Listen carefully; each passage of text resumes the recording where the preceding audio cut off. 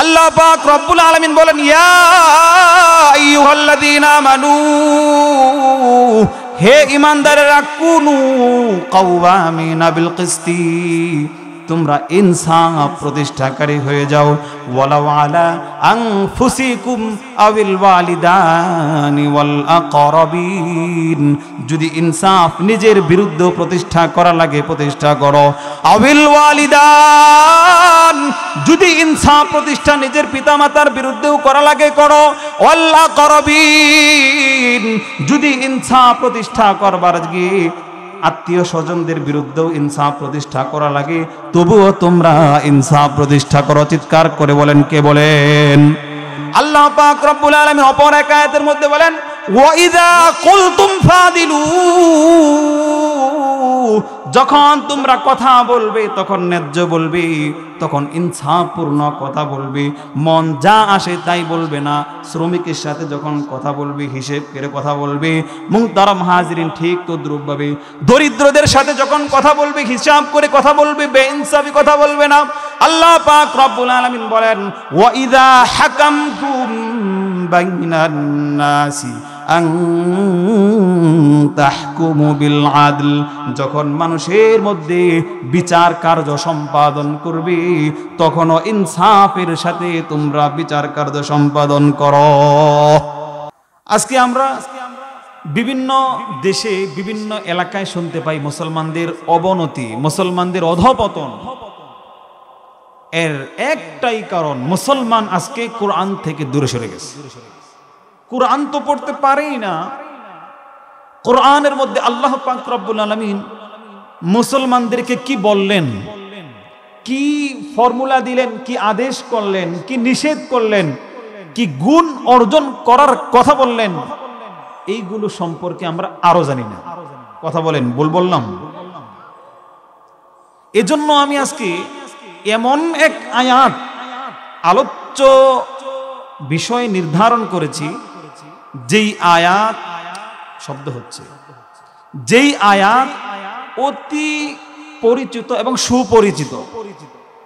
আমরা প্রতি জুমায় এই আয়াতটা সানি খুতবায়, দ্বিতীয় খুতবায় শুনে থাকি।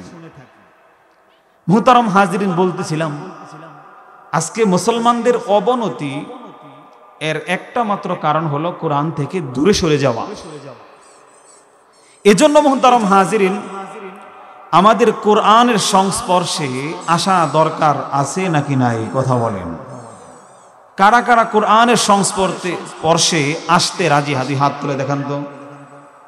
এজন্য মুহতারাম হাজিরিন, অতি সুপরিচিত এক আয়াত, যেই আয়াতের মধ্যে আমার আল্লাহ পাক রব্বুল আলামিন পুরো বিশ্ববাসীদেরকে তিনটা কর্মসূচি দিয়েছেন। প্রথমত, তিনটা বিষয় আল্লাহ পাক রব্বুল আলামিন পুরো বিশ্ববাসীদেরকে আদেশ করলেন যে তোমরা 3 গুণে গুণান্বিত হও। বাকি আর 3টা গুণ আল্লাহ এমন বললেন যে 3টা থেকে তোমরা পরহেজ করো, বেঁচে থাকো। আজকে মুহতারাম হাজিরিন, এর প্রাসঙ্গিক আরেকটা কথা বলি। আমাদের এই উপমহাদেশের মধ্যে দারুল উলুম দেওবন্দ নাম শুনেছেন?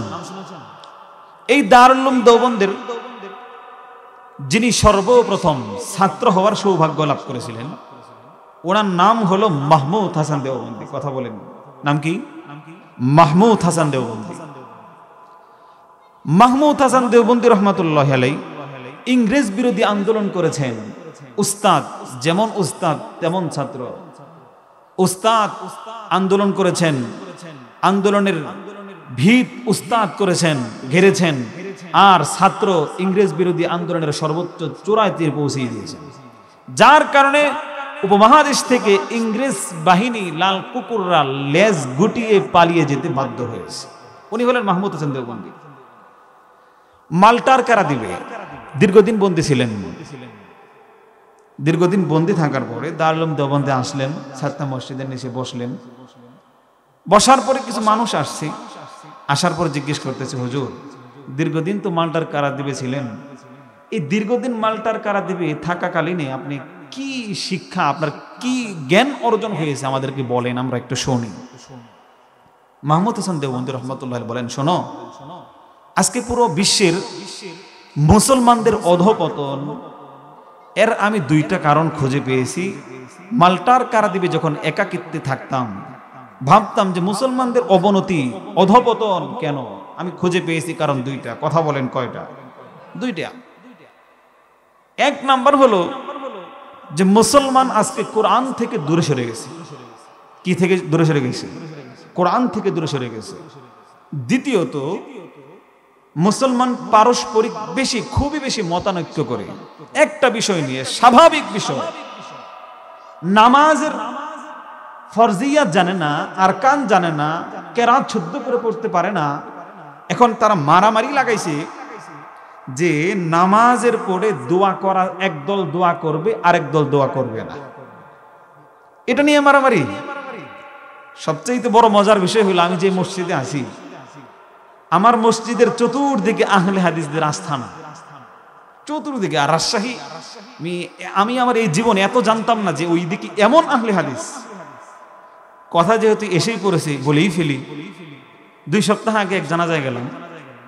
জানাজা যাওয়ার পরে জানাজা পড়ছি, আমি পড়াইছি। 1-2 লোক জানাজা পড়ে বলতেছে, হুজুর আপনি জানাজা পড়িয়েছেন? আমি বললাম হ্যাঁ আমি পড়িয়েছি। কে বলল, কি জানাজা পড়লেন, এত স্পিডে পড়ে ফেললেন? আমরা সূরা ফাতিহা, ইখলাস, অন্য কোনো সূরা মিলাইতেই পারলাম না। আমি তো বিপাকে পড়ে গেলাম, কি কয়? আমি তো জানি আহলে হাদিসদের নামাজের সিস্টেম, ওরা সূরা ফাতিহা পড়ে আওয়াজ করে পড়ে। এই হলো হালত ওই এলাকার। পাশের মসজিদ নদীর পারে, পদ্মা নদীর তীরে মসজিদ, খণ্ড হয়ে গেছে, 2 ভাগ হয়ে গেছে। জানতে পারলাম কেন হইলো, ওই একদল দোয়া করবে আরেক দল দোয়া করবে না। যেই দল দোয়ার বিপক্ষে সেই দল ওই মসজিদ ভেঙে, সমাজ ভেঙে তারা অন্য জায়গায় এসে মসজিদ স্থানান্তরিত করছে। এক গ্রুপের 2 শ্রেণী আহলে হাদিস। তো মুহতারাম হাজিরিন, যে কথা বলতেছিলাম, যে বর্তমানে পৃথিবীতে মাহমুদ হাসান দেওবন্দি বললেন যে 1 নাম্বার মানুষের অধঃপতনের কারণ হলো কোরআন থেকে দূরে সরে যাওয়া। 2 নাম্বার হলো পরস্পরে ছোটখাটো বিষয় নিয়ে কি করে মতানৈক্য করে। যেই লোক আমাকে বলল সূরা ফাতিহা পড়তে পারলাম না, অন্য সূরা মিলাইতে পারলাম না, এখন যদি বলি বেটা তুই সূরা ফাতিহাটা বলতো, মুখের মধ্যে যদি বোমা মারা হইতো, আমার মনে হয় না আউযু বিল্লাহি আর বিসমিল্লাহ আমার সামনে শুদ্ধ করে বলতে পারতো। ছোট বিষয়, এটা নিয়ে কি পরস্পরে মতানৈক্য। মুফতি শফি রহমাতুল্লাহি আলাইহি বলেন যে পরস্পরে যে মতানৈক্যটা, এটা মূলত কোরআন ছেড়ে দেওয়ার কারণেই হয়েছে। মূলত কারণ একটা অধঃপতনের, সেটা হলো পুরো বিশ্বের সমস্ত মানুষ এর অধঃপতন এর কারণ একটাই, সেটা হলো কোরআন থেকে বিমুখ হয়ে যাওয়া, কোরআন থেকে দূরে সরে যাওয়া। এজন্য চিৎকার করে বলেন, কোরআনের সংস্পর্শে আসা আমাদের দরকার আছে নাকি না? এজন্যই আমি আমার আলোচ্য বিষয় নির্ধারণ করেছি, শুধু তিলাওয়াত শুদ্ধ করব না, শুধু তিলাওয়াত শুদ্ধ করলে হবে না। কোরআনে আল্লাহ পাক রব্বুল আলামিন আমাদেরকে কি বার্তা দিলেন, কি আদেশ দিলেন, কি নিষেধ করলেন, এটাও আমাদের জানতে হবে, নিজে চেষ্টা করতে হবে। না পারলে উলামায়ে কেরামের সংস্পর্শে যাইতে হবে, শিখতে হবে। ছাত্রত্বের মনোভাব তৈরি করে উলামায়ে কেরামের কাছ থেকে শিখতে হবে। কথা বলেন ঠিক কিনা? এজন্য খুব সুপরিচিত এক আয়াত আমি আপনাদের সামনে আজকে তিলাওয়াত করেছি। আল্লাহ পাক রব্বুল আলামিন বলেন, ইন্নাল্লাহ ইয়া'মুরু বিল আদলি ওয়াল ইহসান ওয়া ইতাইযিল কুরবা ওয়া ইয়ানহা আনিল ফাহশাই ওয়াল মুনকারি ওয়াল বাগই ইয়াইযুকুম লাআল্লাকুম তাযাক্কারুন। চিল্লায় বলেন, আয়াতটা কি সুপরিচিত নাকি অপরিচিত? কথা বলেন না কেন? সুপরিচিত। এই আয়াত জুমার সানি খুতবায় পাঠ করা হয়। কথা বলেন ঠিক কিনা? মুফাসসিরিনে কেরাম বলেন, ওমর ইবনে আব্দুল আজিজ রাহমাতুল্লাহি আলাইহির যুগ থেকে সানি খুতবায় এই আয়াতের তেলাওয়াতের ধারা শুরু হয়েছে। এর একটা কারণ অনেকে বলেন এটাও, যেন প্রতি জুমায় বিশ্বের সমস্ত মানুষদের কাছে বার্তা দিয়ে দেওয়া হয়, হে বিশ্বের মানুষ, তোমরা কোরআনের এই 6 কর্মসূচিকে অন্তরের মধ্যে ধারণ করো, ব্যক্তিক জীবন সফল হয়ে যাবে, সামাজিক জীবন সফল হয়ে যাবে, রাষ্ট্রীয় জীবন সফল হয়ে যাবে। এই জন্য মুহতারাম হাজিরিন, এই আয়াত সম্পর্কে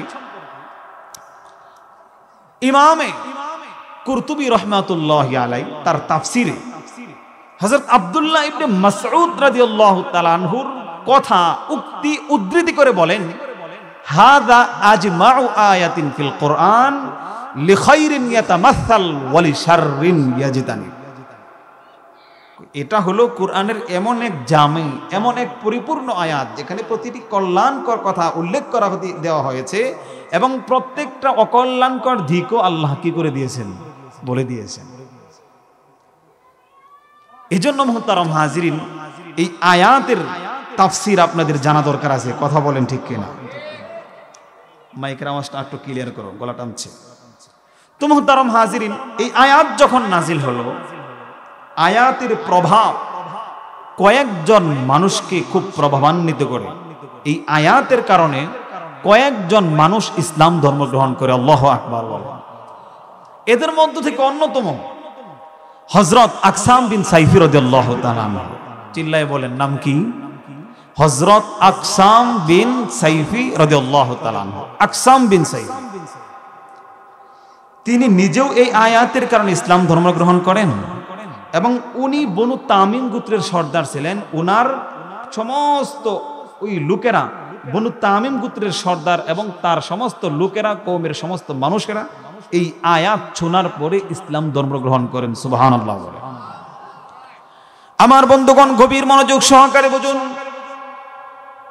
আল্লাহ নবী, বিশ্ব নবী জনাব মুহাম্মদুর রাসূলুল্লাহ সাল্লাল্লাহু আলাইহি ওয়াসাল্লাম 40 বছর বয়সে যখন উপনীত হলেন, রিসালাতের গুরুবার দায়িত্ব যখন অর্পিত হল,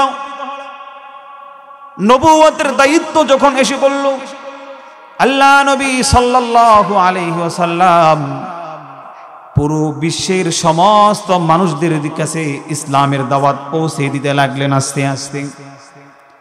যার খবর প্রচারিত হয়ে গেল, দিক দিগন্তে প্রচারিত হলো, মক্কায় মুহাম্মদ নামে একজন লোক নতুন ধর্ম আবিষ্কার করে মানুষদেরকে ডাকতেছে।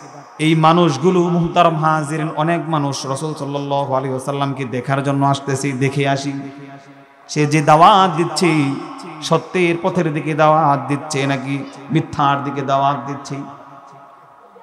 আল্লাহ নবী সাল্লাল্লাহু আলাইহি ওয়াসাল্লামের দাওয়াত যখন পৌঁছতে লাগলো, হযরত আকসাম বিন সাইফি রাদিয়াল্লাহু তাআলা আনহু তিনিও শুনলেন মক্কার মুহাম্মদ নামে একজন লোক ইসলাম ধর্মের দিকে দাওয়াত দিচ্ছে। আকসাম বিন সাইফি রাদিয়াল্লাহু তাআলা আনহু গোত্রের নেতৃস্থানীয় লোক যারা আছে, এদের সাথে পরামর্শ করলেন যে আমি তো মনে মনে ইচ্ছা করেছি মুহাম্মদের কাছে যাব, মক্কায় যাব, মুহাম্মদকে দেখবো সে কি সত্য ধর্ম নাকি মিথ্যা ধর্ম প্রচার করতেছে, ভালো কাজের আদেশ করতেছে নাকি খারাপ কাজের নিষেধ করতেছে। মক্কার মুহতারাম হাজিরিন, ওই যে আকসাম বিন সাইফি তার গোত্রের লোকদের সাথে পরামর্শ করলো। গোত্রের লোকেরা বলল, আপনি আমাদের গোত্রের সর্দার, আপনি যদি আগে আগে যান পেস্টিসে বাদে খারাপ দেখায়, আপনার আগে যাওয়ার দরকার নাই। গোত্রের মধ্যে বিচক্ষণ 2 জন লোক প্রতিনিধি আমরা আগে পাঠাবো দুইটা জিনিস জানার জন্য। 1 নাম্বার, মান আনতা ওয়া মা আনতা, আপনার যাওয়া দরকার নাই, আমাদের গোত্রের 2 জন লোককে আগে পাঠাই, এরা দেখে আসুক, বুঝে আসুক। আমরা এরকম করি কি করি না? কথা বলি, বিয়ের কোথাও আলোচনা হইলে আগে আমরা খোঁজ খবর নিই, চুপি সারে লোক পাঠাই, দেখে আসো অবস্থা কি, ভালো বংশের নাকি খারাপ বংশের। কথা বলেন ঠিক কি? এই বিষয়টাই সেম। আমার বন্ধুগণ, গভীর মনোযোগ সহকারে বুঝুন। আকসাম বিন সাইফি রাদিয়াল্লাহু তাআলা আনহুর পক্ষ থেকে 2 জন দূত নির্ণয় করা হলো, যারা মুহাম্মদুর রাসূলুল্লাহ সাল্লাল্লাহু আলাইহি ওয়াসাল্লামের কাছে গিয়ে বলল, আমরা আকসাম বিন সাইফির পক্ষ থেকে আপনার কাছে 2টা বিষয় জানার জন্য এসেছি। আওয়াজ করে বলেন কয়টা? 1 নাম্বার হলো মান আনতা ওয়া মা আনতা, আপনি কে এবং আপনি কি। মান আনতা, আপনি কি, ওয়া মা আনতা, 2 নাম্বার আপনি কি। আমার বন্ধুগণ, প্রথম প্রশ্নের উত্তর আল্লাহ নবী, বিশ্ব নবী জনাব মুহাম্মদুর রাসূলুল্লাহ সাল্লাল্লাহু আলাইহি ওয়াসাল্লাম বললেন, তোমাদের প্রথম প্রশ্নের উত্তর হলো আমি মুহাম্মদ ইবনে আব্দুল্লাহ। আল্লাহু আকবার বলেন। আমি আব্দুল্লাহর ছেলে মুহাম্মদ। তোমাদের 2 নম্বর প্রশ্নের উত্তর হলো আমি আল্লাহর পক্ষ থেকে আল্লাহর বান্দা এবং আল্লাহর রাসূল। এই 2টা উত্তর যখন আল্লাহ নবী বিশ্ব নবী জনাব মুহাম্মদুর রাসূলুল্লাহ সাল্লাল্লাহু আলাইহি ওয়াসাল্লাম দিয়ে দিলেন, দিয়ে দেওয়ার পরে একটা আয়াত তেলাওয়াত করলেন তাদের সামনে। এই যে আয়াত আমি আপনাদের সামনে পড়েছি, সূরা নাহলের এই আয়াত আল্লাহ নবী বললেন, ইন্নাল্লাহা ইয়া'মুরু বিল আদলি ওয়াল ইহসানি ওয়া ইতা'i যিল কুরবা ওয়া ইয়ানহা আনিল ফাহশা'i ওয়াল মুনকারি ওয়াল বাগই ইয়া'iযুকুম লা'আল্লাকুম তাযাক্কারুন। আল্লাহু আকবার বলেন। আল্লাহ নবী বিশ্ব নবী জনাব মুহাম্মদুর রাসূলুল্লাহ সাল্লাল্লাহু আলাইহি ওয়াসাল্লাম যখন এই আয়াত পড়লেন, আমার বন্ধুগণ ওই যে 2 জন প্রতিনিধি তারা আল্লাহ নবী সাল্লাল্লাহু আলাইহি ওয়াসাল্লামকে অনুরোধ করলেন, আইদ আলাইয়া মাররাতান, হে মুহাম্মদ আপনি যে আয়াত আমাদেরকে শোনালেন এই আয়াতটা আবার আমাদেরকে তেলাওয়াত করে শোনান। আল্লাহ নবী একবার নয় 2 বার নয় তাদেরকে বারংবার এই আয়াত পাঠ করে শোনালেন। সুবহানাল্লাহ বলেন। এই আয়াত যখন আল্লাহ নবী বারবার তেলাওয়াত করলেন, আকসাম বিন সাইফি রাদিয়াল্লাহু তাআলা আনহুর ওই যে 2 জন প্রতিনিধি তার আয়াতটা বারবার শুনে মুহতারাম হাজিরিন মুখস্থ করে ফেললো। মুখস্থ করার পরে আকসাম বিন সাইফি রাদিয়াল্লাহু তাআলা আনহুর কাছে তারা গেল, যে বলল, আপনার কথা অনুযায়ী মুহাম্মদকে আমরা 2টা বিষয় জিজ্ঞেস করেছি। 1 নাম্বার মান আনতা, আপনি কি, ওয়া মা আনতা, আপনি কি। প্রথম প্রশ্নের উত্তর মুহাম্মদ আমাদেরকে দিয়েছে সে নাকি আব্দুল্লাহর ছেলে মুহাম্মদ। 2 নাম্বার উত্তর তিনি আমাদেরকে দিয়েছেন সে নাকি আল্লাহর বান্দা এবং আল্লাহর পক্ষ থেকে প্রেরিত নবী। আল্লাহু আকবার। আকসাম বিন সাইফি রাদিয়াল্লাহু তাআলা আনহু এটা শোনার পরে ওই যে 2 জন প্রতিনিধি আয়াতটা যে মুখস্থ করছে সেটা আকসাম বিন সাইফির সামনে শুনিয়ে দিল। ইন্নাল্লাহা ইয়া'মুরু বিল আদলি ওয়াল ইহসান ওয়া ইতা'i যিল কুরবা ওয়া ইয়ানহা আনিল ফাহশা'i ওয়াল মুনকারি ওয়াল বাগই।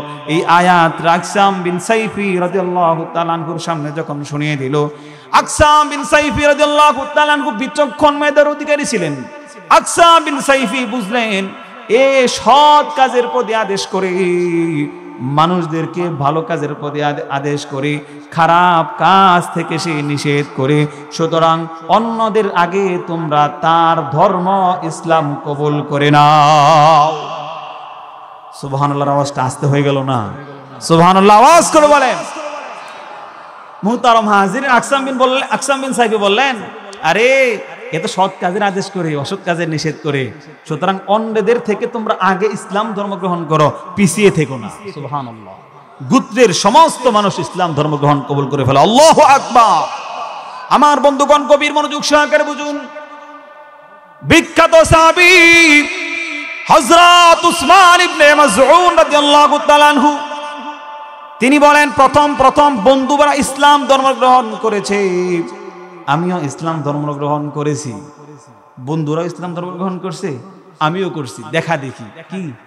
দেখা দেখি ইসলাম ধর্মের গ্রহণ করার স্বাদ, হালাওয়াতুল ঈমান, লজ্জাতুল ঈমান আমি ভোগ করতে পারি নাই, ঈমানের স্বাদ আমি পাই নাই। মুহতারাম হাজিরিন, উসমান ইবনে মাযউন রাদিয়াল্লাহু তাআলা আনহু বলেন, এমত অবস্থায় একদিন আমি আল্লাহ নবী বিশ্ব নবী জনাব মুহাম্মদুর রাসূলুল্লাহ সাল্লাল্লাহু আলাইহি ওয়াসাল্লামের পাশে বসা ছিলাম। এমত অবস্থায় ওহী নাজিল হলে যে হালত হতো রাসূলের, সেই হালত হলো। এই অবস্থা যখন স্বাভাবিক হয়ে গেল, আল্লাহ নবী বিশ্ব নবী জনাব মুহাম্মদুর রাসূলুল্লাহ সাল্লাল্লাহু আলাইহি ওয়াসাল্লাম বললেন, আল্লাহর ফেরেশতা জিবরিল এসেছিল। আল্লাহু আকবার বলেন। ইন্নাল্লাহা ইয়া'মুরু বিল আদলি ওয়াল ইহসানি ওয়া ইতা'i যিল কুরবা ওয়া ইয়ানহা আনিল ফাহশাই ওয়াল মুনকারি ওয়াল বাগই। এই আয়াত নাজিল করলো। হযরত উসমান ইবনে মাসউদ রাদিয়াল্লাহু তাআলা আনহু বললেন, প্রথম বন্ধু বান্ধবদের কথা ঈমান এনেছি, বন্ধু বান্ধবরাও ঈমান এনেছে, দেখা দেখি আমিও এনেছি। মুহাম্মদ সাল্লাল্লাহু আলাইহি ওয়াসাল্লামের প্রতি পূর্ণ মাত্রায় ভালোবাসা আমার অন্তরে ছিল না। যখন এই অবস্থা দেখলাম, ওহী নাজিল হওয়ার অবস্থা যখন আমি দেখলাম, যখন এই আয়াত আল্লাহ নবী আমাদেরকে শোনালেন, আমার অন্তরে ঈমান এমন বদ্ধমূল হলো, আমার কাছে জীবনের সবচাইতে প্রিয় হয়ে গেল রাসূলুল্লাহ সাল্লাল্লাহু আলাইহি ওয়াসাল্লাম। আগে রাসূলের প্রতি ভালোবাসা বেশি একটা ছিল না। যখন আয়াত শুনলাম, ওহী নাজিল হওয়ার অবস্থা দেখলাম, তখন আমার অন্তরে, আমার হৃদয় রাজ্যে রাসূলের প্রেম রাজত্ব শুরু করে দিল। আল্লাহু আকবার। এরকম ওয়ালিদ ইবনে মুগীরাও এই আয়াত শুনে কাফেরদের কাছে যে ঐতিহাসিক বক্তব্য দিয়েছে, মুহতারাম হাজিরিন, যা ইতিহাসের পাতায় আজও পর্যন্ত স্বর্ণাক্ষরে লেখা রয়েছে। ওয়ালিদ ইবনে মুগীরা কাফেরদের কাছে গিয়ে বলে, আল্লাহ ইন্না লাহুল হালাওয়া ওয়া ইন্না আলাইহি লাতলাওয়া ওয়া ইন্না আসলাহু লামুওয়াররিক ওয়া আ'লাহু লামুসমির ওয়া মা হুয়া ইয়াকুলু বাশার। আল্লাহু আকবার বলে। ওয়ালিদ ইবনে মুগীরা বলে, কার বিরোধিতা করো, লাভ নাই। আল্লাহর কসম, ইন্না লিকাউলিহি হালাওয়া, নিঃসন্দেহে তার কথার মধ্যে মিষ্টতা রয়েছে। আল্লাহু আকবার বলেন। ওয়া ইন্না আলাইহি লাতলাওয়া, নিঃসন্দেহে তার মধ্যে ঔজ্জ্বল্য রয়েছে। আল্লাহু আকবার বলেন। ওয়া ইন্না আসলাহু লামুওয়াররিক ওয়া আ'লাহু লামুসমির ওয়া মা হুয়া ইয়াকুলু বাশার। আরে তার এর থেকে শাখা প্রশাখা বের হবে, শাখা প্রশাখা থেকে ফুল বের হবে, পাতা বের হবে। আল্লাহু আকবার বলেন। ওয়া মা হুয়া ইয়াকুলু বাশার, আরে কোন মানুষ এমন ধরনের কথা বলতে পারে না। আল্লাহু আকবার বলে। এ তো গেল মুহতারাম হাজিরিন, আয়াত যে নাজিল হলো, এই আয়াতের প্রভাবে উসমান ইবনে মাসউদের অন্তরে ঈমান স্থায়িত্ব লাভ করলো। আয়াত নাজিল হওয়ার কারণে আকসাম বিন সাইফি, তার গোত্রের সমস্ত মানুষও ইসলাম ধর্ম গ্রহণ করলো। কথা বলেন ঠিক কিনা? এখন মুহতারাম হাজির, আমাদের জানা দরকার আছে, আমার আল্লাহ পাক রব্বুল আলামিন এই আয়াতের মধ্যে কি সেই 3 আদেশ পুরো বিশ্ববাসীকে দিলেন, কি সেই 3 নিষেধ পুরো বিশ্ববাসীকে করলেন। কথা বলেন ঠিক কিনা? 1 নাম্বার, আল্লাহ পাক রব্বুল আলামিন এই আয়াতের মধ্যে আদেশ করেন ইয়া'মুরু বিল আদল। আল্লাহ তাআলা প্রথম যেই আদেশটা পুরো বিশ্ববাসীদেরকে করলেন, সেটা হলো আদল। তিনি আল্লাহ তাআলা ইয়া'মুরু বিল আদল, আল্লাহ তাআলা আদলের আদেশ করেন। আদল জিনিসটা কি আমাদের জানা দরকার আছে। আদল জিনিসটা কি? ইমাম ইবনুল আরাবী রাহমাতুল্লাহি আলাইহি তিনি বলেন, আদল অর্থ হলো সমান সমান করা। কথা বলেন, কি করা? সমান সমান করা। আদল অর্থ হলো ইনসাফ করা। সম্বন্ধের ভিন্নতার কারণে অনেক সময় মর্মের মধ্যে ভিন্নতা। ইমাম ইবনুল আরাবী রাহমাতুল্লাহি আলাইহি বলেন, সর্বপ্রথম বান্দা আগে ইনসাফ প্রতিষ্ঠা করবে, নিজে এবং আল্লাহর মধ্যে ইনসাফ আগে প্রতিষ্ঠা করো। খুব গভীর মনোযোগ সহকারে বুঝবেন। সর্বপ্রথম আল্লাহ যে আদেশটা করলেন, কিসের আদেশ করলেন? আদলের আদেশ করলেন। আদল অর্থ কি? ইনসাফ করা, সমান সমান করা, বরাবর করা। ইমাম ইবনুল আরাবী রাহমাতুল্লাহি আলাইহি বলেন যে বান্দা সর্বপ্রথম নিজের সাথে এবং আল্লাহর মধ্যে আগে ইনসাফ প্রতিষ্ঠা করবে। আমার বন্ধুগণ, গভীর মনোযোগ সহকারে বুঝুন। বান্দা আবার কিভাবে নিজের মধ্যে এবং আল্লাহর মধ্যে ইনসাফ প্রতিষ্ঠা করে?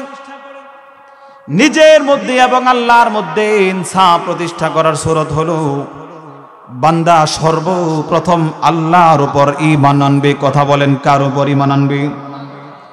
বিশ্বাস করবে আল্লাহর উপর, তাওয়াক্কুল করবে আল্লাহর উপর, ইবাদত করবে আল্লাহর, চাবে আল্লাহর কাছে। কথা বলেন, কেউ যেটা দিতে পারে না, পারেন কি? আওয়াজ হয় নাই, আরো জোরে। কেউ যেটা দিতে পারেন না, পারেন কি? ইবাদত করবে আল্লাহ তাআলার, চাবে আল্লাহর কাছে, আরাধনাও করবে আল্লাহর কাছে। মাথা শুধুমাত্র কেবলমাত্র কার সামনে নত করবে? আওয়াজ করে বলেন, আল্লাহ আল্লাহ বলেন আল্লাহ। আমার বন্ধুগণ, বান্দা সর্বপ্রথম আল্লাহর কাছে মাথা নত করবে। কেউ যদি নিজের জীবনটা এভাবে অতিবাহিত করতে পারে, বোঝা গেল এই লোকটা নিজের মধ্যে এবং আল্লাহর মধ্যে ইনসাফ প্রতিষ্ঠা করলো। কথা বলেন ঠিক কিনা? ঠিক তদ্রূপভাবে ইবাদত যদি আল্লাহর জন্য করা না হয়, ঠিক তদ্রূপভাবে তাওয়াক্কুল যদি আল্লাহর উপর না করা হয়, বিশ্বাসও যদি আল্লাহর উপর না করা হয়, ইবাদত যদি আল্লাহর উপর আল্লাহর জন্য না করা হয়, মুহতারাম হাজির মাথা নত যদি আল্লাহর কাছে না করা হয়, কেউ যদি এভাবে নিজের জীবনকে অতিবাহিত করে, এই লোকটা আদলওয়ালা জীবন অতিবাহিত করলো না। এই লোকটা দুনিয়ার মধ্যে আসমানের নিচে জমিনের উপরে সব চাইতে জালেম। কথা বলেন ঠিক কিনা? এটাই ইমাম ইবনুল আরবী রাহমাতুল্লাহি আলাইহি বলেন, বান্দা সর্বপ্রথম আগে ইনসাফ প্রতিষ্ঠা রাষ্ট্রে নয়, আগে ইনসাফ প্রতিষ্ঠা সমাজে নয়, আগে ইনসাফ প্রতিষ্ঠা করো বান্দা এবং আল্লাহর মধ্যে ইনসাফ। কথা বলেন ঠিক কিনা? আমার বন্ধুগণ, গভীর মনোযোগ সহকারে বুঝুন। বান্দা আল্লাহ এবং তার নিজের মধ্যে ইনসাফ প্রতিষ্ঠা করবে, এক্ষেত্রে একটা দাবি আছে।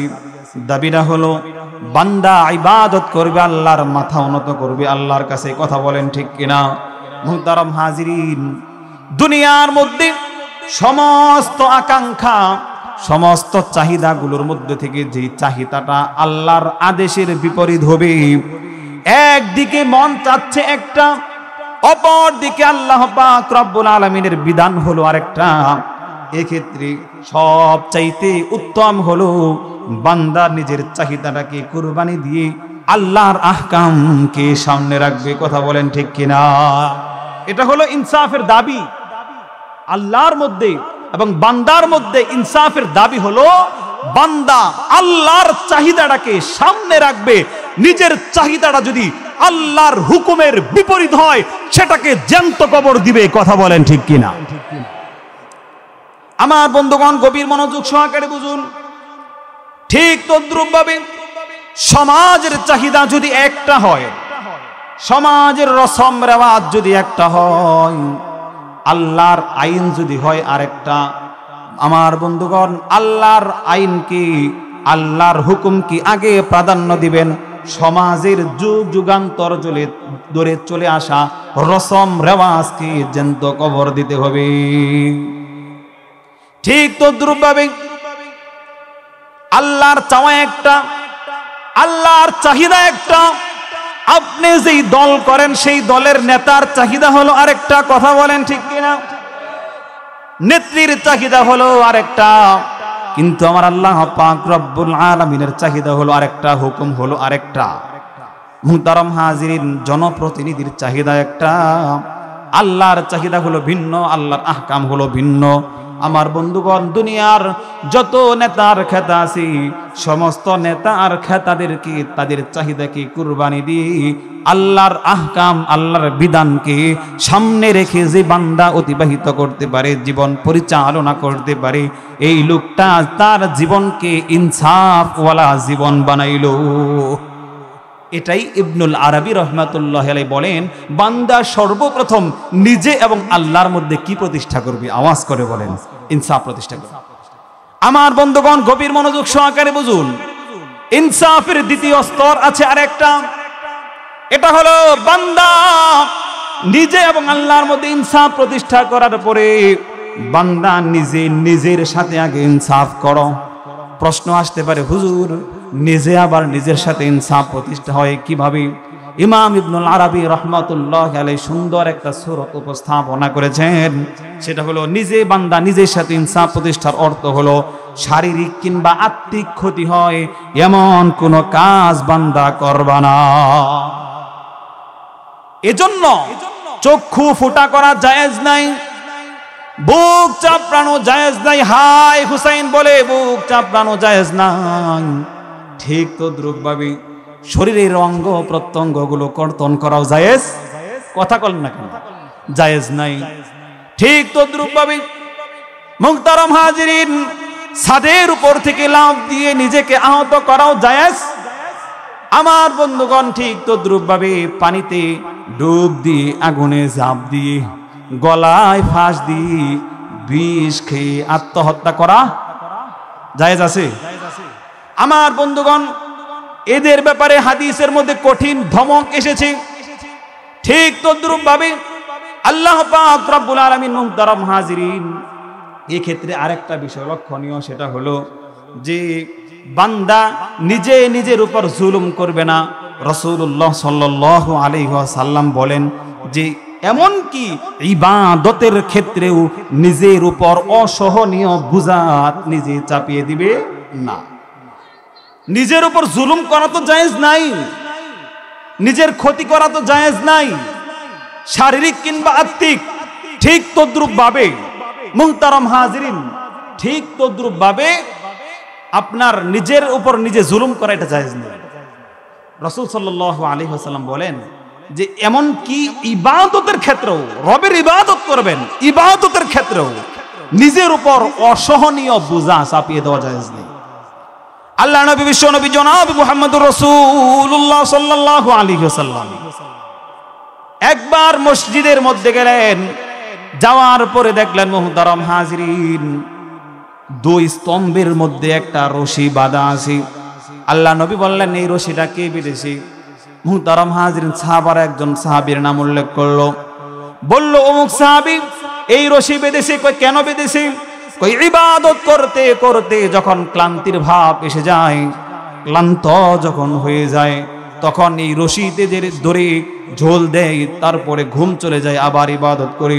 আল্লাহ নবী, বিশ্ব নবী বললেন, এটা রশি খুলে ফেলো, আমোদ প্রমোদ অবস্থায়, প্রফুল্ল অবস্থায় আল্লাহর ইবাদত করো, ক্লান্তি যখন আসবে তখন বিশ্রাম করো। মুহতারাম হাজিরিন, নিজের উপর জুলুম করা, শারীরিক হোক কিংবা আত্মিক হোক, জায়েজ নাই। এমনকি ইবাদতের ক্ষেত্রেও নিজের উপর অসহনীয় বোঝা চাপিয়ে দেওয়া জায়েজ নাই। আমার বন্ধুগণ, গভীর মনোযোগ সহকারে বুঝুন। ইমাম ইবনুল আরবী রাহমাতুল্লাহি আলাইহি আদলের তৃতীয় আরেকটা স্তর বর্ণনা করেন, সেটা হলো বান্দা সর্বপ্রথম ইনসাফ প্রতিষ্ঠা করবে তার রব এবং খালেক, তার রব এবং নিজের মধ্যে ইনসাফ প্রতিষ্ঠা। দুই নাম্বার বললাম যে বান্দা তারপর নিজে নিজের সাথে ইনসাফ প্রতিষ্ঠা করবে। তিন নাম্বার বান্দা, ইমাম ইবনুল আরবী রাহমাতুল্লাহি আলাইহি বলেন যে বান্দা পুরো বিশ্বের সমস্ত জিনিসের সাথে, সমস্ত মানুষের সাথে ইনসাফ প্রতিষ্ঠা করো। আদলের তিন নাম্বার স্তর হলো যে সমস্ত মাখলুকের সাথে, সমস্ত মানুষের সাথে ইনসাফ প্রতিষ্ঠা করো।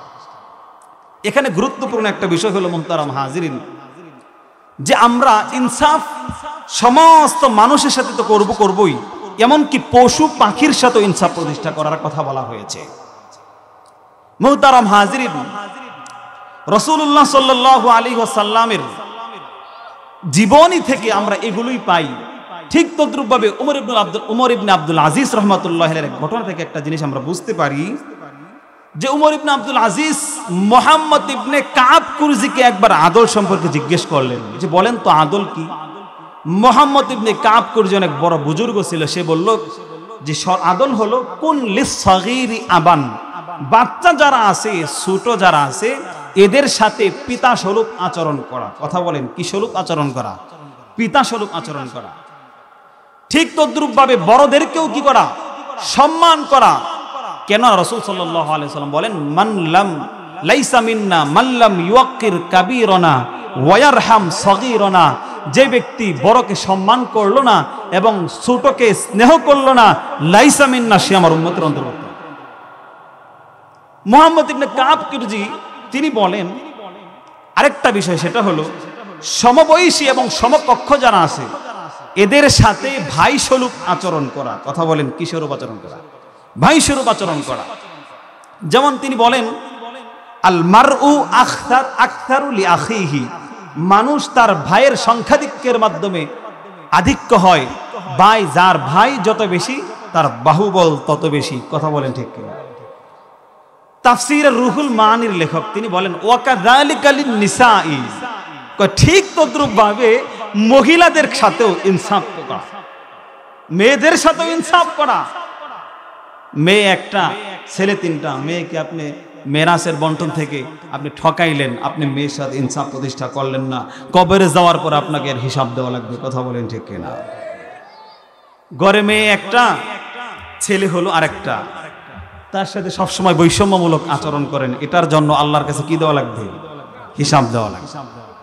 এজন্য মুহতারাম হাজিরিন, মুহাম্মদ ইবনে কাব কুরজির কথা থেকে আমরা একটা জিনিস বুঝতে পারি যে ইনসাফ শুধুমাত্র রাষ্ট্রে থাকার কাজ নয়, ইনসাফ শুধুমাত্র আদালতে থাকবে নয়, ইনসাফ শুধুমাত্র কোর্ট কাচারের বিষয় নয়, বরং ইনসাফ থাকবে প্রত্যেকটি ঘরে ঘরে, ইনসাফ থাকবে প্রত্যেকটি সমাজে, ইনসাফ থাকবে প্রত্যেকটি দোকানে, ইনসাফ থাকবে প্রত্যেকটা মার্কেটে। কথা বলেন ঠিক কিনা? সমাজের প্রতিটা স্তরে স্তরে, রন্ধ্রে রন্ধ্রে ইনসাফ প্রতিষ্ঠা করতে হবে। আজকে মাদ্রাসার শিক্ষকের অভিযোগ, মুহতামিম সাহেব ইনসাফ করে না। ছাত্রের অভিযোগ, উস্তাদ ইনসাফ করে না। সন্তানের অভিযোগ, পিতা ইনসাফ করে না। ঠিক তদ্রুপভাবে গরিবদের অভিযোগ, ধনীরা ইনসাফ করে না। কথা বলেন ঠিক কিনা? এরকম আছে নাকি নাই? সবাই আমরা আমাদের অভিযোগ, কেউ ইনসাফ করে না, কেউ ইনসাফ করে না। অথচ আমরা ব্যক্তিক জীবনে প্রত্যেকেই নিজের নিজের স্থান থেকে ইনসাফ করতে রাজি না। কেউ নিজের স্থান থেকে ইনসাফ করতে রাজি না। আমরা বলি সমাজে ইনসাফ নাই, রাষ্ট্রে ইনসাফ নাই। অথচ যেই লোকটা আজকে রাষ্ট্রে ইনসাফ নাই এর বিরুদ্ধে স্লোগান দিল, এর বিরুদ্ধে মিছিল করলো, ঘোষণা করলো, এই লোকটা যখন পরবর্তী কয়েক বছর পর ক্ষমতায় আসে, এই স্লোগান দেওয়া লোকটাও একসময় ভয়ঙ্কর জালিমে পরিণত হয়। কথা বলেন ঠিক কিনা? সেই কিন্তু কয়েকদিন আগে ইনসাফের স্লোগান দিয়েছে, ইনসাফ নাই, ইনসাফ করতেছে না, বৈষম্য করতেছে না। সে যখন আবার ক্ষমতায় আসলো, সে যাইয়া আবার সব ভুলে সে আবার ভয়ঙ্কর জালিমে পরিণত হয়। এটা ভাবে না গতকাল আমি জুলুমের শিকার হয়েছি, জুলুমের বিরুদ্ধে বক্তব্য দিয়েছি, ভাষণ দিয়েছি, স্লোগান দিয়েছি, আজকে আল্লাহ আমাকে ক্ষমতা দিয়েছেন, আজকে আমি ইনসাফ প্রতিষ্ঠা করি, এটা কেউ করতে রাজি না। চলেন আমরা প্রত্যেকে আমাদের ব্যক্তিক জীবন, পারিবারিক জীবন, সামাজিক জীবন, রাষ্ট্রীয় জীবনে ইনসাফ প্রতিষ্ঠা করি। কথা বলেন, রাজি আছেন নাকি নাই? আল্লাহ আমাদের কবুল করুন। সর্বপ্রথম যে আল্লাহ আমাদেরকে আদেশ দিলেন, ইয়ামুরু বিল আদল, আদল সম্পর্কে আদেশ দিলেন। আদলের স্তর তিন প্রকার। ইমাম ইবনুল আরবী রাহমাতুল্লাহি আলাইহি বলেন, সর্বপ্রথম বান্দা এবং আল্লাহর মধ্যে ইনসাফ প্রতিষ্ঠা করবে। দ্বিতীয়ত বান্দা নিজের সাথে ইনসাফ করবে। তৃতীয়ত বান্দা সমস্ত মাখলুকের সাথে, সমস্ত মানুষের সাথে, জীবের সাথে ইনসাফ প্রতিষ্ঠা করবে। কথা বলেন ঠিক কিনা? আমার বন্ধুগণ, গভীর মনোযোগ সহকারে বুঝুন। পবিত্র কোরআনুল কারীমের মধ্যে আল্লাহ পাক রব্বুল আলামিন বলেন, ইয়া আইয়ুহাল্লাযীনা আমানু কুনু কাওয়ামিনা বিল কিসত শুহাদাআ লিল্লাহি ওয়ালাউ আলা আনফুসিকুম আও বিল ওয়ালিদানি ওয়াল আকরাবিন। আল্লাহু আকবার। আল্লাহ পাক রব্বুল আলামিন বলেন, ইয়া আইয়ুহাল্লাযীনা আমানু, হে ঈমানদারেরা, কুনু কাওয়ামিনা বিল কিসতি, তোমরা ইনসাফ প্রতিষ্ঠাকারী হয়ে যাও। ওয়ালাউ আলা আনফুসিকুম আবিল ওয়ালিদানি ওয়াল আকরাবিন, যদি ইনসাফ নিজের বিরুদ্ধে প্রতিষ্ঠা করা লাগে প্রতিষ্ঠা করো। আবিল ওয়ালিদান, যদি ইনসাফ প্রতিষ্ঠা নিজের পিতামাতার বিরুদ্ধেও করা লাগে করো। ওয়াল আকরাবিন, যদি ইনসাফ প্রতিষ্ঠা করবার গিয়ে আত্মীয় স্বজনদের বিরুদ্ধেও ইনসাফ প্রতিষ্ঠা করা লাগে, তবুও তোমরা ইনসাফ প্রতিষ্ঠা করো। চিৎকার করে বলেন, কে বলেন? আল্লাহ পাক রব্বুল আলামিন অপর এক আয়াতের মধ্যে বলেন, ওয়া ইযা কুলতুম ফাদিলু, যখন তোমরা কথা বলবে তখন ন্যায্য বলবে, তখন ইনসাফপূর্ণ কথা বলবে, মন যা আসে তাই বলবে না। শ্রমিকের সাথে যখন কথা বলবে হিসেব করে কথা বলবে। মুহতারাম হাজিরিন, ঠিক তদ্রুপভাবে দরিদ্রদের সাথে যখন কথা বলবে হিসাব করে কথা বলবে, বেইনসাফি কথা বলবে না। আল্লাহ পাক রব্বুল আলামিন বলেন, ওয়া ইযা হাকামতুম বাইনান নাসি আন তাহকুমু বিল আদল, যখন মানুষের মধ্যে বিচার কার্য সম্পাদন করবে তখনও ইনসাফের সাথে তোমরা বিচার কার্য সম্পাদন করো। কি বলেন? আওয়াজ করে বলেন। সুতরাং ইনসাফ প্রতিষ্ঠা করা দরকার আছে নাকি নাই? আমার বন্ধুগণ, গভীর মনোযোগ সহকারে বুঝুন। আমি যে আয়াত আপনাদের সামনে তেলাওয়াত করেছি, সর্বপ্রথম আল্লাহ পাক রব্বুল আলামিন পুরো বিশ্ববাসীদেরকে ইয়ামুরু বিল আদল, আদল সম্পর্কে আদেশ করলেন, ইনসাফ সম্পর্কে আদেশ করলেন। 2 নাম্বার আমার আল্লাহ পাক রব্বুল আলামিন যে আদেশটা করলেন সেটা হলো ওয়াল ইহসান। দ্বিতীয়ত আল্লাহ পাক রব্বুল আলামিন পুরো বিশ্ববাসীদেরকে যে আদেশটা করলেন সেটা হলো ওয়াল ইহসান। হে দুনিয়ার মানুষেরা, তোমরা ইহসান অবলম্বন করো। কি অবলম্বন করো? কথা বলেন, আওয়াজ করে বলেন না কেন? কথা কি বুঝতে কষ্ট হচ্ছে? কথা বলেন, বুঝতে কষ্ট হচ্ছে? বা কষ্ট হবে না ইনশাআল্লাহ। দ্বিতীয়ত আল্লাহ পাক রব্বুল আলামিন আদেশ করলেন ইহসান। ইহসান অর্থ কি? ইহসান অর্থ হলো ভালো করা। মুহতারাম হাজিরিন, ইহসানেরও আবার 2টা স্তর আছে, 2টা অর্থ আছে। ইহসানের কয় অর্থ? কথা বলেন, আওয়াজ করে বলেন। ইহসানের কয় অর্থ? 2 অর্থ। শাব্দিক অর্থ হলো ইহসান অর্থ ভালো করা। এই ক্ষেত্রে ইহসানের 1 নাম্বার কথা হলো, 1 নাম্বার স্তর হলো যে বান্দা ইবাদতের ক্ষেত্রে ইহসান করবি। আখলাক, ইবাদত, আখলাক এবং সমস্ত কাজে উৎকর্ষ দৃষ্টি করা। ইহসানের এই স্তর, এই মাকাম একজন মানুষ তখনই অর্জন করতে পারে যখন তার জীবনের প্রতিটি কাজে এই ভাবনা থাকে, এই চিন্তা থাকে, রব আমাকে দেখতেছেন। কথা বলেন, কে দেখতেছেন? এই ধারণা বদ্ধমূল করতে হবে। তো ইহসানের এই স্তর একজন মানুষ তখনই হাসিল করতে পারবে যখন সে ধারণা করবে সব কাজে আমাকে কে দেখতেছেন। আমার বন্ধুগণ, গভীর মনোযোগ সহকারে বুঝুন। যেমনটা এসেছে হাদিসে জিবরিল, মিশকাত শরীফের মধ্যে একটা হাদিস আছে, যে হাদিসটা হাদিসে জিবরিল নামে প্রসিদ্ধ।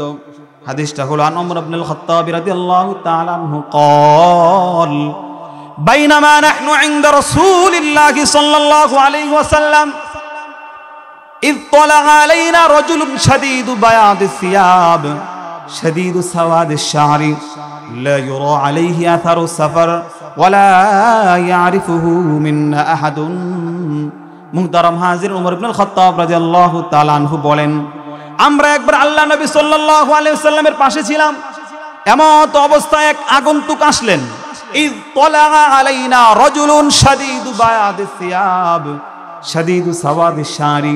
লোকটার পরনে ছিল ধপধপে সাদা পোশাক। শাদীদু সাওয়াদিশ শা'রি, মাথার চুলগুলো ছিল কুচকুচে কালো। লোকটা আসলো, হঠাৎ আসলো। লা ইউরা আলাইহি আসারুস সাফার, তার চেহারার মধ্যে সফরের কোনো ক্লান্তি, কোনো ভাব ছিল না। আমার বন্ধুগণ, মানুষ যখন দূর দরাজ থেকে সফর করে আসে, সফর করে আসার কারণে চেহারার মধ্যে সফরের একটা চিহ্ন থাকে, বোঝা যায় লোকটা অনেক দূর থেকে এসেছে।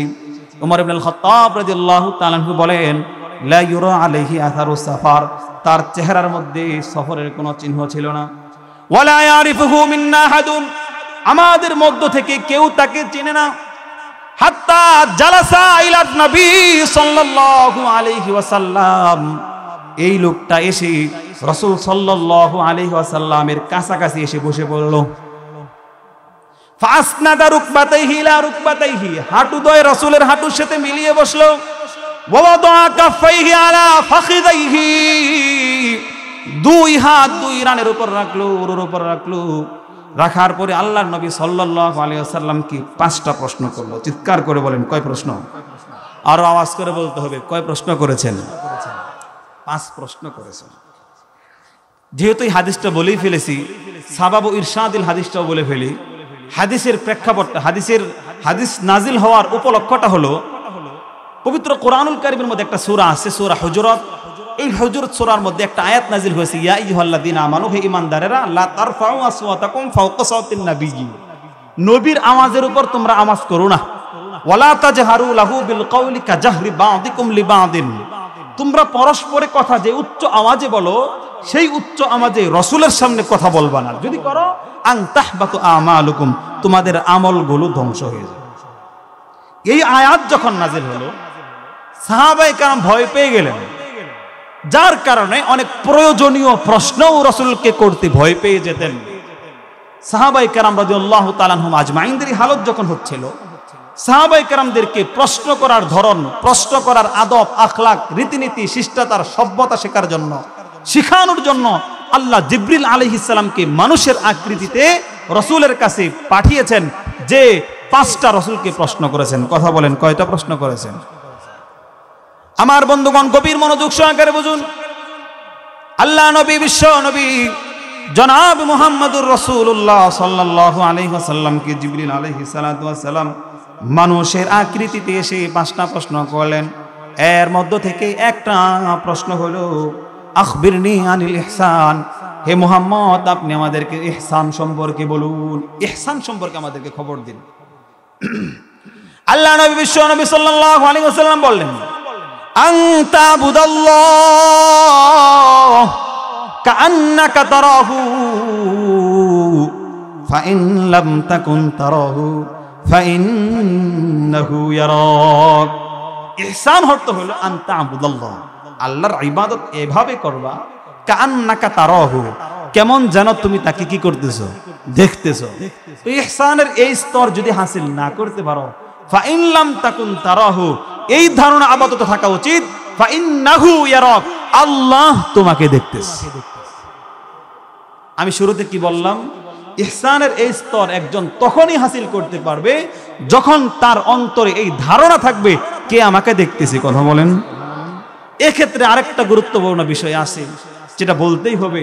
আমরা অনেকে ধারণা করি যে ইহসানের এই স্তর, আল্লাহ আমাকে দেখতেছেন, এটা শুধুমাত্র নামাজের ক্ষেত্রেই খাস, নামাজের মধ্যে খাস করে আমরা বসে থাকি। বিষয়টা এরকম নয়, বরং ইহসানের এই অবস্থা শুধুমাত্র নামাজ নয়, নামাজ, রোজা, হজ, যাকাত, জিকির, আজকার, তিলাওয়াত, প্রত্যেকটা কাজের মধ্যে এই ধারণা থাকা উচিত রব আমাকে দেখতেছে। কথা বলেন, কে দেখতেছে?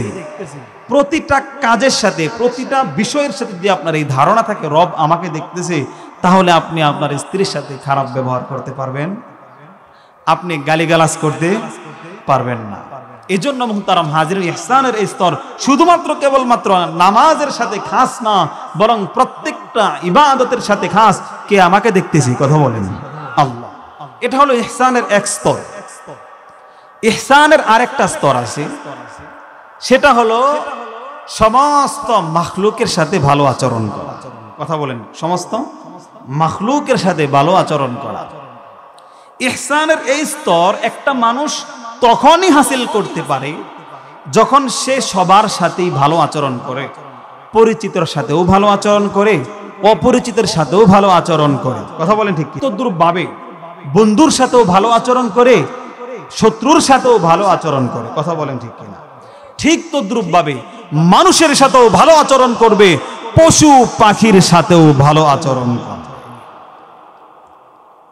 কেননা ইমামে কুরতুবী রাহমাতুল্লাহি আলাইহি বলেন, যার ঘরে একটা বিড়াল আছে, যার ঘরে, যার খাঁচায়, পিঞ্জিরায় একটা পাখি আছে, বিড়ালটা যদি প্রয়োজনীয় খাবার না পায়, কষ্ট পায়, ঠিক তদ্রূপভাবে খাঁচার মধ্যে একটা পাখি পোষেন আপনি, পাখিটাও যদি প্রয়োজনীয় খাবার না পায়, মুহতারাম হাজিরিন, ইমামে কুরতুবী রাহমাতুল্লাহি আলাইহি বলেন, এই লোকটা যতই ইবাদত করুক আল্লাহর কাছে মুহসিন হিসেবে সে ধর্তব্য হবে না। এজন্য শুধুমাত্র বন্ধুর সাথে ভালো আচরণ, কথা বলেন, নাকি শত্রুর সাথেও ভালো আচরণ? ঠিক তদ্রূপভাবে শুধু কি মানুষের সাথেই ভালো আচরণ, নাকি পশু পাখির সাথেও ভালো আচরণ? রাস্তা দিয়ে হেঁটে যাচ্ছেন, একটা কুকুর নিকৃষ্ট প্রাণী নাকি সর্বোৎকৃষ্ট প্রাণী? কথা বলেন, কুকুর কি নিকৃষ্ট প্রাণী নাকি সর্বোৎকৃষ্ট প্রাণী? এই কুকুরটা কোনো অপরাধ করলো না, আপনি বিনা অপরাধে সেই কুকুরটাকে অনেকগুলো পিটা দিলেন, আপনি আঘাত করলেন, আপনি মুহতারাম হাজিরিন মুহসিন হতে পারলেন। বিনা প্রয়োজনে একটা পাখিকে আপনি কষ্ট দিলেন, খাঁচায় বন্দি করে রাখলেন, খাবার দিলেন না, পানি দিলেন না, পাখিটা আস্তে আস্তে কষ্ট পেয়ে আস্তে আস্তে মারা যাচ্ছে, আপনি মুহতারাম হাজিরিন মুহসিন না। এজন্য মুহতারাম হাজিরিন, মানুষের সাথে তো ভালো আচরণ করতেই হবে, বরং পশু পাখির সাথেও ভালো আচরণ করতেই হবে। এজন্য মুহতারাম হাজিরিন, শুধু পশু পাখি না, বিনা প্রয়োজনে ইসলাম তো গাছের একটা পাতা ছিঁড়তেও নিষেধ করে। এজন্য প্রতিটা প্রাণী কুলের সাথে আল্লাহ আমাদেরকে ভালো আচরণ করার তৌফিক দান করুন। কথা বলেন আমিন। আমার বন্ধুগণ, পবিত্র কোরআনুল কারীমের মধ্যে আল্লাহ পাক রব্বুল আলামিন ইহসান সম্পর্কে বলেন, ওয়া আহসিন কামা আহসানাল্লাহু ইলাইক। আল্লাহ যেমনি ভাবে তোমার উপর ইহসান করেছে, ঠিক তদ্রুপ ভাবে তুমিও অন্যদের সাথে ইহসান করো। কি আদেশ করেন? কথা বলেন। তাহলে আমার আলোচ্য বিষয়ের পবিত্র কোরআনুল কারীমের মধ্যে আমি যে আয়াত আপনাদের সামনে পড়েছি, আলোকিত বিশ্ববিধির মানে আল কোরআনের 6 কর্মসূচির কয় নাম্বার কর্মসূচি গেল? কথা বলেন। 2 নাম্বার কর্মসূচি গেল, সেটা হলো আল্লাহ পাক রব্বুল আলামিন পুরো বিশ্ববাসীকে ইহসানের আদেশ দেন। কথা বলেন, কিসের আদেশ দেন? ইহসান। আমার বন্ধুগণ, গভীর মনোযোগ সহকারে বুঝুন। আল্লাহ পাক রব্বুল আলামিন এই আয়াতের মধ্যে 3 নম্বরে যে আদেশ করেন, সেটা হলো ওয়া আতিযাল কুরবা, আত্মীয় স্বজনদেরকে দেওয়ার ব্যাপারে আদেশ দেন। এই আয়াতের মধ্যে সুস্পষ্ট রূপে উল্লেখ নেই কি দিবি। অন্য এক আয়াতের মধ্যে আমার আল্লাহ পাক রব্বুল আলামিন বলেন, ওয়া আতিযাল কুরবা হাক্কাহু, আত্মীয় স্বজনদেরকে হক দাও। কি দাও? কথা বলেন, হক দেও। আত্মীয় স্বজনদের হক কি, এটা নিয়ে আমাদের মধ্যে অনেক বিষয় আছে, আমরা জানি না, বুঝি না। আমরা মনে করি শুধুমাত্র জমি পাই এটা দেওয়াই কি হক, শুধুমাত্র টাকা পয়সা পায় অনেক সময় এটা দেওয়াই কি হক। বিষয়টা আসলে এরকম না, বরং হক বিভিন্ন ধরনের হতে পারে। আপনার আত্মীয় স্বজন দারিদ্রতায় ভুগতে পারে, আপনি অর্থ করে দিয়ে সাহায্য করেন। কথা বলেন ঠিক কিনা? ঠিক তদ্রূপ ভাবে আপনি আপনার আত্মীয় স্বজন কঠিন রোগে আক্রান্ত হতে পারে, সেবা শুশ্রূষা করার মতো কোনো মানুষ নাই, আপনি আপনার আত্মীয় স্বজনদের সাথে সেবা করেন। কথা বলেন ঠিক কিনা? ঠিক তদ্রূপ ভাবে আপনার আত্মীয় স্বজন দিন থেকে বেদিনে যাইতে পারে, হক থেকে বেহকে যাইতে পারে, আপনার আত্মীয় স্বজনদেরকে আপনি হকটা জানিয়ে দিন, হকটা বুঝিয়ে দিন, এটাও আপনার আত্মীয় স্বজনদের হক। আমার বন্ধুগণ, আত্মীয় স্বজনদের বিভিন্ন ধরনের হক হইতে পারে।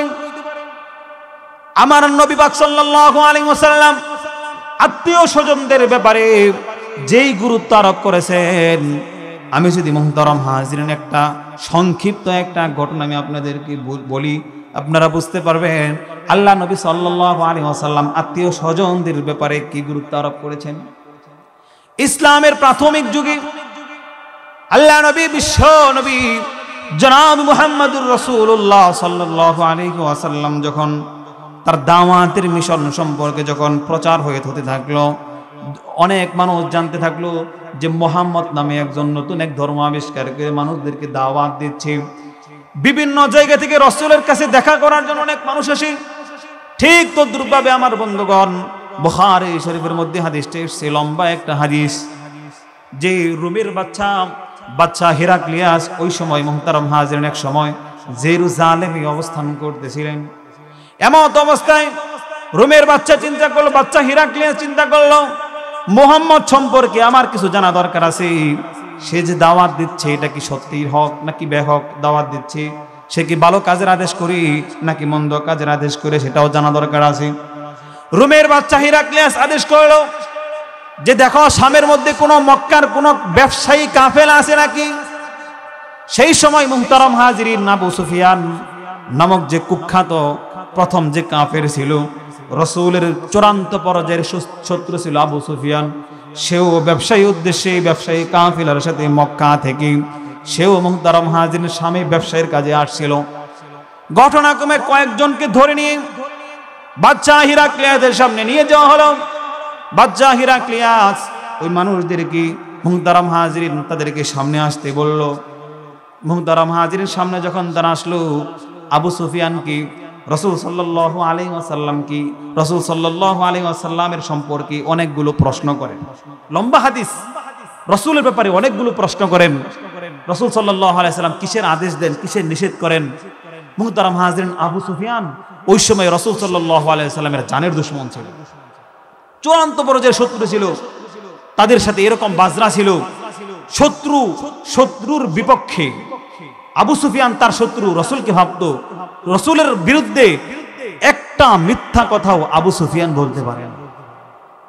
আমি তো মনে করি যে একজন তার শত্রুর বিপক্ষে এরকম সত্য কথা, ইতিহাসের পাতা ইতিহাস উল্টালে দ্বিতীয় কোনো মানুষ পাওয়া যাবে না যে শত্রুর বিপক্ষে, শত্রুর পক্ষে এমন সত্যি কথা, একটাও মিথ্যা কথা বলে না, এগুলো ইতিহাসের মধ্যে পাওয়া যাবে না। আবু সুফিয়ান তো একটা মিথ্যা কথা বলতে পারেন না। রাসূলের ব্যাপারে সবগুলো কথাই বাদশা হিরাক্লিয়াসের সামনে সত্য উপস্থাপনা করেছে। আবু সুফিয়ানকে বাদশা হিরাক্লিয়াস এক পর্যায়ে বলেই ফেললো যে তিনি তোমাদেরকে কিসের আদেশ করেন, তিনি তোমাদেরকে কিসের আদেশ করেন, কি কাজের প্রতি আদেশ করেন। মুহতারাম হাজিরিন, আবু সুফিয়ান শত্রু থাকা সত্ত্বেও বলতে বাধ্য হয়েছিল, ইয়াকুলু উবুদুল্লাহ ওয়ালা তুশরিকু বিহি শাইআন ওয়াতরুকু মা ইয়াকুলু আবাউকুম ওয়া ইয়া'মুরুনা বিস-সালাতি ওয়াস-সিদকি ওয়াল আফাফি ওয়াস-সিলাহ। আবু সুফিয়ান বলতেছে, ইয়াকুল উবুদুল্লাহ, মুহাম্মদ আমাদেরকে আল্লাহর ইবাদত করতে আদেশ করেন, আল্লাহু আকবার বলেন। ওয়ালা তুশরিকু বিহি শাইআন, মুহাম্মদ আমাদেরকে আল্লাহর সাথে কারো সাথে কাউকে শিরিক করা না করার কথা বলেন। ওয়াতরুকু মা ইয়াকুলু আবাউকুম, মুহাম্মদ আমাদেরকে আমাদের পূর্বোত্তরসূরিরা যাদের ইবাদত করত, মূর্তি পূজা করত, মুহাম্মদ আমাদেরকে মূর্তি পূজা থেকে বিরত থাকার কথা বলেন। ওয়া ইয়া'মুরুনা বিস-সালাত, তিনি আমাদেরকে নামাজের আদেশ করতেন, আল্লাহু আকবার বলেন। ওয়া ইয়া'মুরুনা বিস-সালাত, মুহাম্মদ আমাদেরকে নামাজের আদেশ করেন। ওয়াস-সিলাত ওয়া ইয়া'মুরুনা বিস-সালাতি ওয়াস-সিদকি, তিনি আমাদেরকে সততার আদেশ করেন। ওয়াল আফাফি, তিনি আমাদেরকে চারিত্রিক পবিত্রতার আদেশ করেন। ওয়াস-সিলাতি, তিনি আমাদেরকে আত্মীয় স্বজনদের সম্পর্ক রাখার ব্যাপারে তিনি আমাদেরকে আদেশ করেন। চিন্তা করা যায়, একজন কাফের, ইসলামের প্রাথমিক যুগে একজন কাফের বলতেছে তিনি আমাদেরকে নামাজের আদেশ করতেন, তিনি আমাদেরকে সততার আদেশ করতেন, চারিত্রিক পবিত্রতার আদেশ করেন তিনি আমাদেরকে আত্মীয় স্বজনদের সাথে সম্পর্ক রাখার আদেশ করেন। একজন কট্টর কাফেরও ইসলাম ধর্ম গ্রহণ করেন নাই, তিনিও রাসূলের ব্যাপারে বাদশা হিরাক্লিয়াসের সামনে বলতে বাধ্য হয়েছে আত্মীয় স্বজনদের হকের ব্যাপারে, তিনি আমাদেরকে আত্মীয় স্বজনদের সম্পর্ক রাখার ব্যাপারে মুহাম্মদ আমাদেরকে আদেশ। চিন্তা করেন রাসূল সাল্লাল্লাহু আলাইহি ওয়াসাল্লাম কি পরিমাণ আত্মীয় স্বজনদের গুরুত্ব দিলে একজন কাফেরও বুঝতে পারে যে মুহাম্মদ আমাদেরকে আত্মীয় স্বজনদের সম্পর্ক রাখার ব্যাপারে আদেশ করেন। আমার বন্ধুগণ, ঠিক তদ্রূপভাবে রাসূলের উপর যখন সূরা আরাকের 5টি আয়াত নাজিল হলো, আয়াত যখন নাজিল হওয়ার পর রাসূল সাল্লাল্লাহু আলাইহি ওয়াসাল্লাম ফারাজা বিহা, রাসূলুল্লাহ সাল্লাল্লাহু আলাইহি ওয়াসাল্লাম ইয়ারজুফু ফুআদু, রাসূলের অন্তর কাঁপতেছিল। এমত অবস্থায় রাসূল সাল্লাল্লাহু আলাইহি ওয়াসাল্লাম খাদিজা বিনতে খুয়াইলিদের ঘরে আসলেন। এরপর রাসূল সাল্লাল্লাহু আলাইহি ওয়াসাল্লাম বললেন, জাম্মিলুনি, কম্বল দিয়ে ঢেকে দাও। ফাজাম্মালুহু, ঢেকে দেওয়া হলো। সংক্ষেপে বলতেছি, রাসূল সাল্লাল্লাহু আলাইহি ওয়াসাল্লাম ভয় পেলেন, বললেন লাকাদ খাশিতু আলা নাফসি, অনেকগুলো ব্যাখ্যা আছে। তখন খাদিজা বিনতে খুয়াইলিদ রাদিয়াল্লাহু তাআলা আনহু এই যে বললেন রাসূল ভয় পাচ্ছেন, স্বামী ভয় পাচ্ছেন, স্বামীকে অভয় দেওয়ার জন্য, স্বামীকে সান্ত্বনা দেওয়ার জন্য রাসূল সাল্লাল্লাহু আলাইহি ওয়াসাল্লামের প্রিয় স্ত্রী খাদিজা বিনতে খুয়াইলিদ রাদিয়াল্লাহু তাআলা আনহু রাসূলের এমন 5টা গুণের কথা স্মরণ করিয়ে দেয়, যেই 5 গুণের মাধ্যমে বুঝাতে চাচ্ছে যে আপনার মতো লোককে আল্লাহ তাআলা কখনোই আপনাকে আল্লাহ তাআলা ধ্বংস করবেন। কাল্লা আল্লাহি মা ইউখজিকাল্লাহু আবাদান, আল্লাহ আপনাকে কখনোই লজ্জিত করবেন না। আপনি কিসের ভয় পান? এজন্য মুহতারাম হাজিরিন, খাদিজা বিনতে খুয়াইলিদ রাদিয়াল্লাহু তাআলা আনহা যেই 5টা গুণের কথা রাসূলকে স্মরণ করিয়ে দেয়, সেই 5 গুণের মধ্যে একটা এটাও ছিল যে আপনাকে আল্লাহ তাআলা কেন ধ্বংস করবে, আপনি তো আত্মীয় স্বজনদের খোঁজ খবর রাখেন। চিন্তা করেন, ইসলামের প্রাথমিক যুগে, ইসলামের প্রথম অবস্থায় খাদিজা বিনতে খুয়াইলিদ রাসূলকে সান্ত্বনা দিচ্ছেন।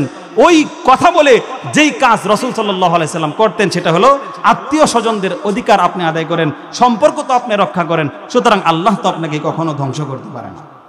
আমার বন্ধুগণ, সময় সংক্ষিপ্ত, সংক্ষেপে শেষ করে দিচ্ছি।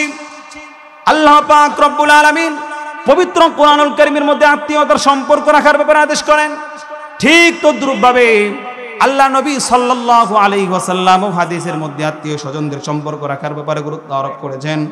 আল্লাহ নবী, বিশ্ব নবী জনাব মুহাম্মদুর রাসূলুল্লাহ সাল্লাল্লাহু আলাইহি ওয়াসাল্লামের কাছে এক সাহাবী এসে বলল, ওগো আল্লাহর নবী, ইন্নালি করাবাতান ইয়া রাসূলুল্লাহ, ওগো আল্লাহ, আমার তো আত্মীয়তার সম্পর্ক আছে, আসিলুহা, আমি তো আত্মীয়তার সম্পর্ক রক্ষা করি, ওয়া কতউনানি, কিন্তু আমার আত্মীয় সেই বারবার সম্পর্ক ছিন্ন করে, ওয়া উহসিনু ইলাইহিম, আমি আমার আত্মীয় স্বজনদের সাথে সব সময় ভালো আচরণ করি, ওয়া ইউসিউনা ইলাইয়া, কিন্তু আমার আত্মীয় স্বজনরা আমার সাথে সব সময় মন্দ আচরণ করে, ওয়া আহলুমু আনহুম, আমি আমার আত্মীয় স্বজনদের ব্যাপারে ভালো স্বপ্ন দেখি তারা ভালো অবস্থানে পৌঁছুক, ওয়া জাহালুনা আলাইয়া, কিন্তু আমার আত্মীয় স্বজনরা আমাকে মূর্খ মনে করে, অজ্ঞ মনে করে।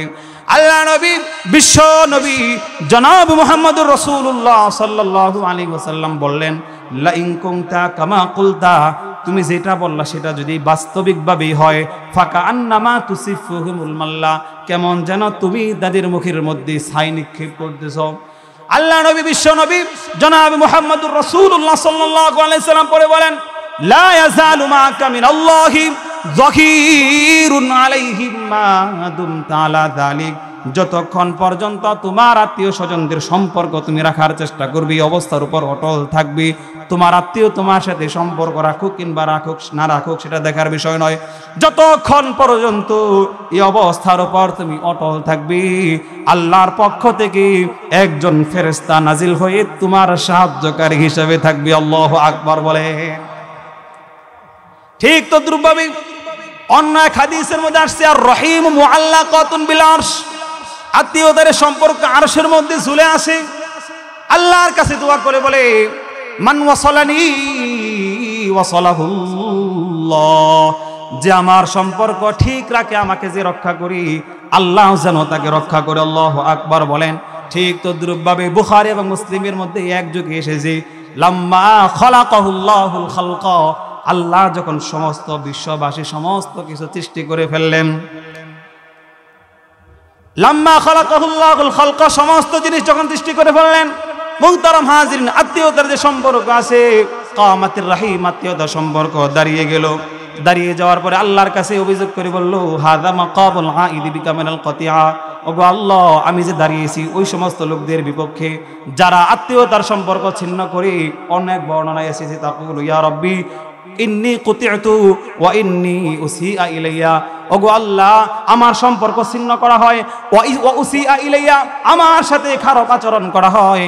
আমার আল্লাহ পাক রব্বুল আলামিন আত্মীয়তার সম্পর্ককে সান্ত্বনা দিয়ে বলেন, আমার তার দৈনান আসিলামান ওয়াসালাকি ও আমান কতআকি, হে আত্মীয়তার সম্পর্ক, তুমি কি এতে সন্তুষ্ট নয় যে যে তোমাকে রক্ষা করবে, তোমার সাথে সম্পর্ক ঠিক রাখবে, আমি আল্লাহ তার সাথে সম্পর্ক ঠিক রাখবো।